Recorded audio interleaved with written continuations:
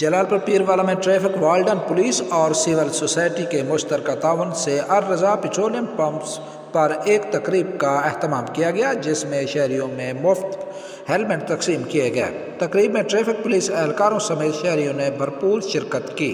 Media briefing کے دوران incharge traffic warden police sector Jalal Pirwala inspector Muhammad Shams کا کہنا تھا کہ ہم لوگوں کو ٹریفک آگاہی دینے کے لیے بھرپور کوشش کر رہے ہیں۔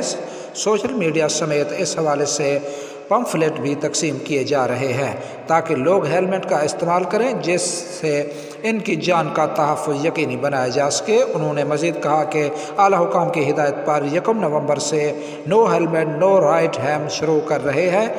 جو ہیلمٹ نہیں پہنے گا اس کا موٹر سائیکل بند کیا جائے گا اور اس کے خلاف قانونی کارروائی بھی کی جائے گی۔ شہریوں نے ٹریفک وارڈن پولیس کے اس اقدامات کو خراج تحسین پیش کیا۔